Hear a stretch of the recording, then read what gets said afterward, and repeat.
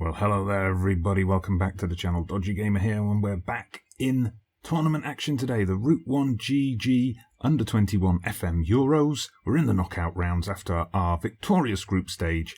It's a big game today. I am Germany U21s. We're taking on England. We're playing all the big boys. We've knocked out Spain. Well, we've played Spain, sorry, it did qualify with us. And we've knocked out Portugal already. We had Switzerland in that group as well. So really tough group. England now, the winners will face Italy in the semis. Wow, there's no easy route in this tournament. So, the formation, it's the same one that goes through the group stage. It's the 4-2-3-1 that's also been a success with Cayman Islands. That's why it's called the 4-2-3-1 Cayman. Havertz will be key again. We've got Richter and Collard on the wings, Arp up front. Geiger and Shabani, I've made sure we've left Vasiliadis out this time because he did not play well in the group stage. Agu and Katabach at fullbacks, back from suspension, of course. Chabot and Torunariga in the centre of defence.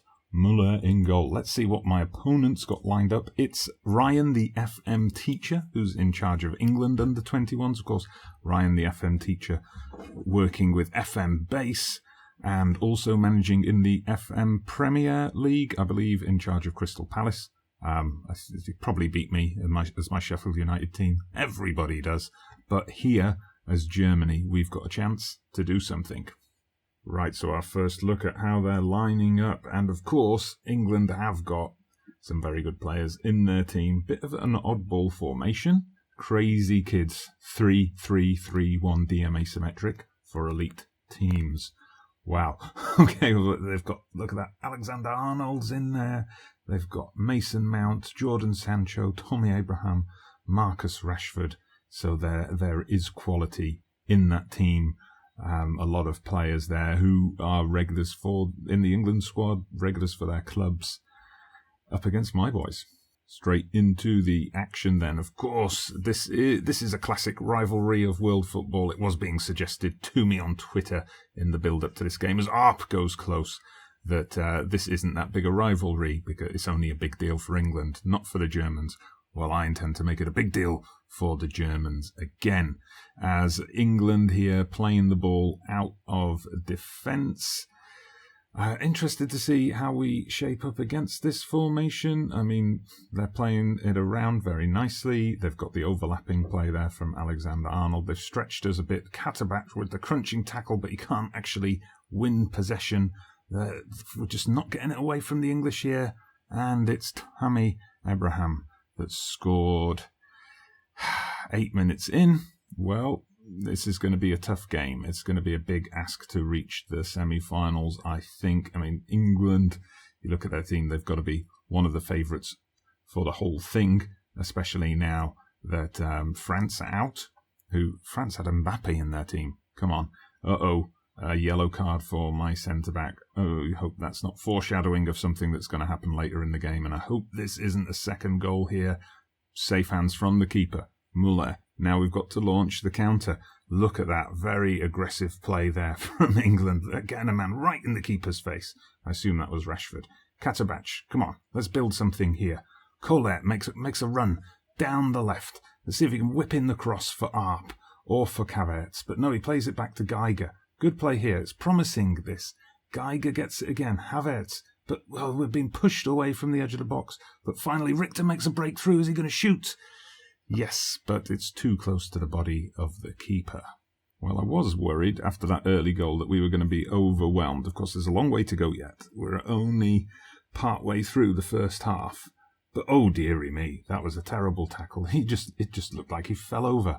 And the ball... that would have been some goal. The commentary said that would have been some goal. Yeah, if the goalposts were about 40 metres wide. Well, England have certainly dominated in terms of shots, not getting that higher percentage of them on target though, as Katabach's picked up a knock as we approach half-time. Potential thigh injury, could be a tweaked hamstring, something like that. We're just not creating at the moment though. We're struggling against this team. So we're going to have to take a close look. I would say the team talk, but of course this is being played on FM Touch. There is no team talk. Right, so the fullbacks are not having a good game. I think the way they're set up with Sancho and Rashford, they're pushing They're pushing them back a lot, making them a bit ineffective. We haven't really got it out to our attacking players either. 0% crosses completed from Colette and 2 mistakes from Havertz, and just the 1 chance for Arp. So what changes do we make? Okay, I'm going to take off Karabach as it says he is hampered by injury. I mean, Wagnerman's not a natural in the left-back position, but he's just going to have to do. We can play him as a wing-back, though, to give us a bit more width. Agu, maybe we should put him onto more of an attacking, because, you know, sometimes going a bit more aggressive in these games helps. Shabani also, then, we're going to put him into that attacking role. Actually, no, we'll try him as a box-to-box midfielder, see if that gets us a bit more penetration. Havertz, though, can go onto a more attacking role, and I think we're going to say, we're going to take off Get Stuck In. That's cost me in the past. Just ask my Sheffield United team over on FM Premier, and we'll switch to distribute to the playmaker. We do have to get back in this, of course. Perhaps we'll go for slightly shorter passing. We'll take off the hit early crosses, because obviously that's not working out for us, but we will go for low crosses, try and take advantage of, you know, a bit of pace from Havertz and Arp. So, sorry for keeping you waiting, FM teacher, but we're finally out for the second half, looking to turn the tide in this game, just get that lucky goal that's going to rattle England's confidence. All right, the first highlight of the half here, and it's us pumping a long ball forward, which doesn't really take us anywhere, and Colert's ball, terrible ball, Abraham just picks it up. Rashford is going to score, isn't he? Oh no, it's just wide. Well, we got away with that big time. I'm not happy with Colert's play there. I mean, he was under pressure. I just thought he's going to play it inside and he's going to kick it straight to one of the English players, and that's exactly what happened. That's one of those frustrations in Football Manager when you can't control those things. You can see what's going to happen, but you've got no chance to change it in that moment. But anyway, we've got a chance here for a quick break. Colette, come on, redeem yourself. Wagnerman making the run. Bit more of attacking play from the fullbacks. Good to see. Geiger with the chance now to play one in. And he's unmarked, but is that going to be allowed? No. No, he was offside. I did think when the ball went in, he looked to be in a little bit too much of an advanced position, and we can see there, it's clear as daylight. Quite a distance offside. That did show, though, that I think we've got the potential to get back into this game, that we were able to do something. Now, I have just dropped things back a little bit from attacking to positive. I've taken off play out of defence. We'll try and make things a little bit more direct. I'll probably regret that. No? Okay, we got away with it. Another opportunity for England, though.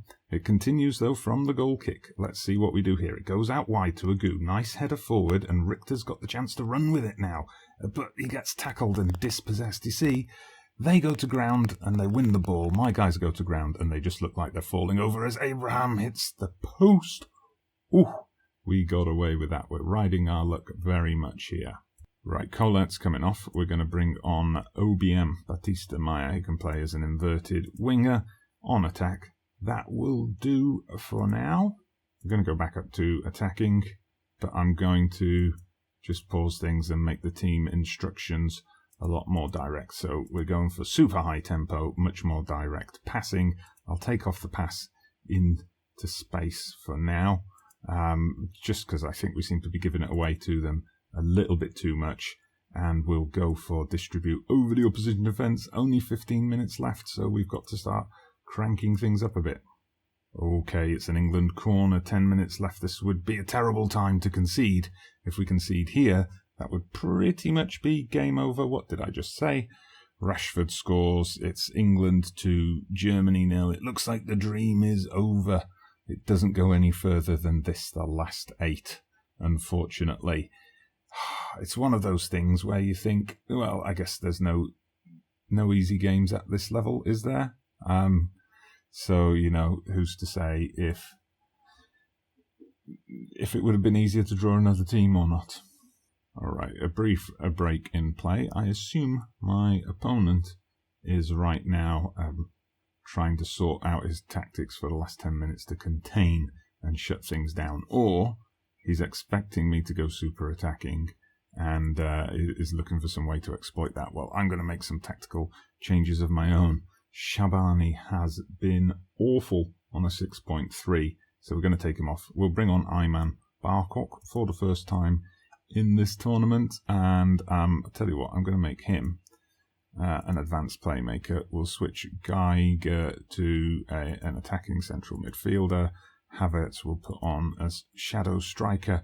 We'll just try and get a bit more forward movement, early crosses, and shoot on sight. Let's put everything super high. If we concede a third goal, we concede a third goal. It's knockout football. It does not make the slightest bit of difference if we lose 2-0 or if we lose 3-0 now, does it? Even if we score, we've got to score again to force extra time, and I don't see that happening. We're into stoppage time now. All Barkok has done since coming on is pick up a yellow, so dearie me. But here's a chance for us.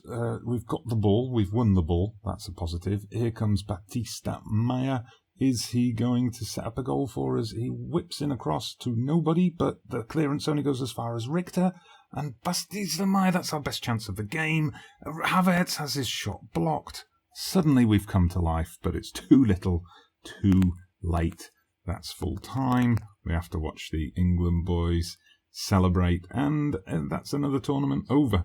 We don't get to the final, unlike we did with Sheffield United in the League Cup, but we didn't have some group stage humiliating exit either. I mean, in the end, not the best result. Clearly, England were the better team and deserved to win, so congratulations, Ryan, FM teacher.